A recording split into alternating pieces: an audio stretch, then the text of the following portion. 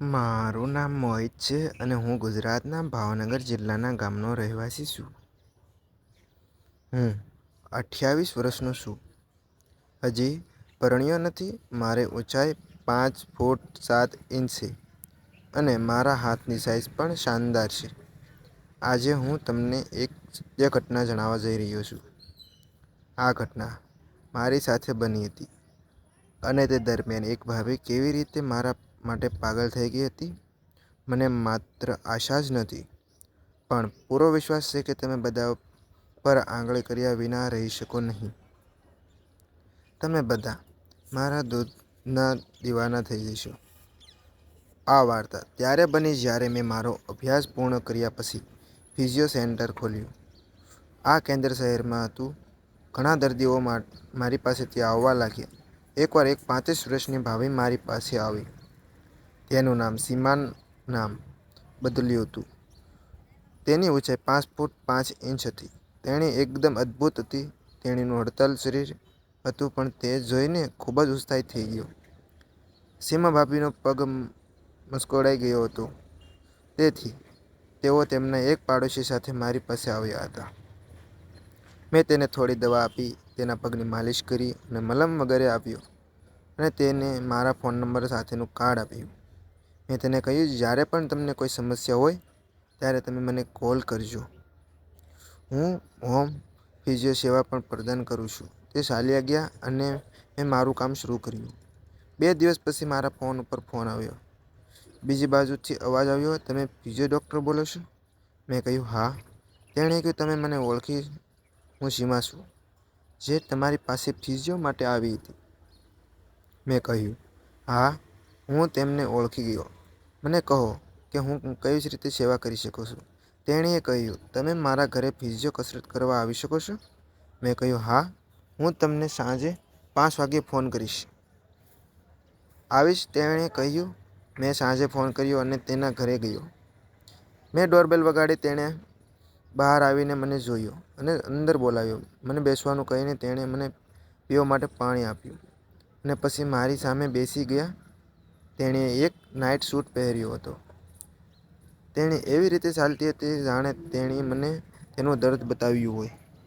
મારા પગ લટાર થવા લાગ્યા અને મને લાગ્યું કે તેને પાછળથી પકડીને જોરથી કસરત દ્વારા ઇલાજ કરવાનું તેણીએ શરૂ કર્યું.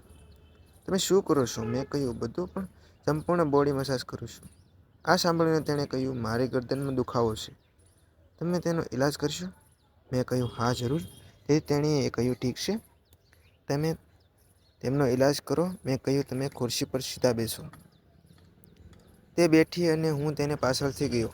તેને ગરદન પર હાથ મૂકતાં જ તેની દૂધની ખીણ ઉપરથી દેખાઈ આવી. મેં જોયું કે તેણે અંદર આડશ ન હતી. મેં મારા હાથ પર મલમ લગાવ્યું અને તેની ગરદન પર માલિશ કરવાનું શરૂ કર્યું. તેને પૂછ્યું, હવે તમે કેવું અનુભવો છો? તેણીએ કહ્યું, હા, ખૂબ જ હળવાશ અનુભવું છું. હવે અમે બંને સામસામે બેસીને વાતો કરવા લાગ્યા.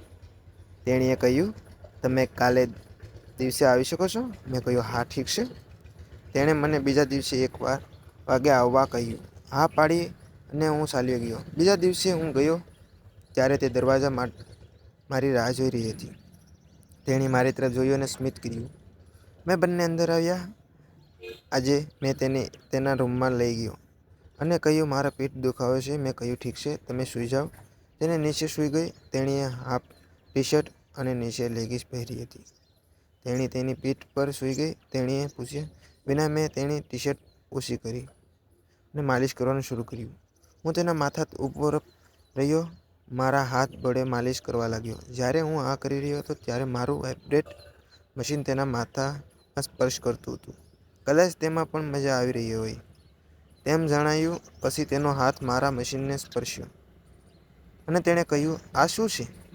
હું નર્વસ થઈ ગયો અને કહ્યું, કંઈ નહીં, તમને ખબર નથી નહીં પડે. તેણીએ કહ્યું, ના, તે શું છે? મને બતાવો. મેં કહ્યું, કંઈ નહીં. તેણીએ કહ્યું, મને બતાવો, હું પણ જોવા માંગુ છું. આટલા લાંબા સમયથી મારા માથાને શું સર્પી રહ્યું છે? મેં કહ્યું, ના મેડમ, ના, છોડી દો. તેણીએ આગ્રહ કર્યો અને મેં કહ્યું, કૃપા કરીને મને બતાવો, તે શું છે? તમે બતાવી શકતા નથી. મેં કહ્યું, ઠીક છે, પ્રથમ તમારી આંખો બંધ કરો.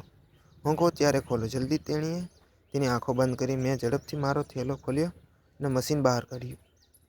હવે મેં તેને આંખો ખોલવાનું કહ્યું. આંખો ખોલતાની સાથે જ એક ગભરાઈ ગઈ અને બોલી, હે ભગવાન, તે શું છે? આટલું સુંદર અને મજબૂત મશીન! આ મશીન મારો દુખાવો દૂર કરી દેશે. મને ખૂબ ગમ્યું. મેં કહ્યું, તમને કેવી રીતે ગમ્યું?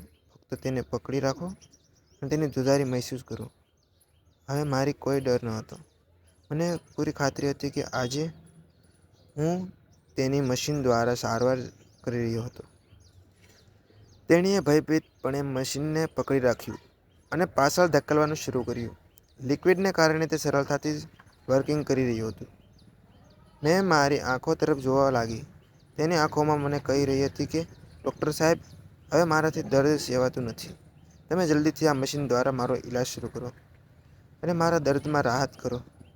અને પછી મેં તેમનો ઈલાજ કર્યો. તે જાણવા માટે તમારો બીજો ભાગ સાંભળવો પડશે. અને બીજા ભાગ માટે વિડીયોને લાઇક, ચેનલને સબસ્ક્રાઈબ કરી દો અને નોટિફિકેશન બેલ દબાવવાનું ભૂલતા નહીં. ફરી મળીશું એક નવા વિડીયોમાં. ત્યાં સુધી આવજો. ટાટા બાય બાય મિત્રો.